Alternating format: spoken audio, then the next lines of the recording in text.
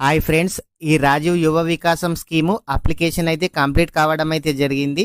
ఇప్పటి వరకు 12 లక్షల అప్లికేషన్స్ అయితే రావడం అయితే జరిగింది. అసలు ఈ రాజీవ్ యువ వికాసం స్కీము మేమైతే అప్లై చేసుకున్నాము, అసలు ఎవరికి వస్తుందని చాలామంది ప్రజలైతే ఎదురు చూస్తున్నారు. అయితే ప్రభుత్వం మాత్రము ఎలాంటి పైరవీలు లేకుండా పారదర్శకంగా ఎంపిక చేయాలని ప్రభుత్వం అయితే ఆలోచిస్తుంది. కానీ చాలామంది ఏమనుకుంటున్నారంటే ఇది పార్టీ వాళ్ళకి ఇస్తారు, లేదంటే రికమెండేషన్ ద్వారా ఇస్తారని అనుకుంటున్నారు. ఈ విధంగా అయితే ఉండడం అయితే లేదు. అసలు ఒక విలేజ్లో ఒక స్కీమ్కు ఎంతమంది అయినా సరే అప్లై చేసుకున్నా సరే, కానీ ఒక్కరికి మాత్రం ఇచ్చే అవకాశం అయితే ఉంది. దీంట్లో 75 రకాల లోన్స్ అయితే ఇవ్వడం అయితే జరిగింది. దాంట్లో ఒక విలేజ్ నుంచి ఇట్లాంటి 75 స్కీమ్స్కు ఎంతమంది అప్లై చేసుకున్నా 75 మందిని మాత్రమే సెలెక్ట్ అయితే చేస్తారు. నేను ఎగ్జాంపుల్కి అయితే చెప్తున్నాను, 75 మందికి అయితే ఇవ్వరు. ఒక విలేజ్లో ఒక 5 మెంబర్స్కి కానీ 10 మెంబర్స్కి కానీ ఇచ్చే అవకాశం అయితే ఉంది.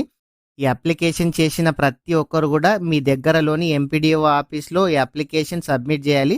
సబ్మిట్ చేసిన తర్వాత వెరిఫికేషన్ చేసిన తర్వాత జూన్ 2కి అయితే లిస్ట్ ఇవ్వడం అయితే జరుగుతుంది. ఆ లిస్టులో గనక మీ పేరు వచ్చినట్లయితే మీరైతే లోన్కు ఎలిజిబుల్ ఉన్నట్టు.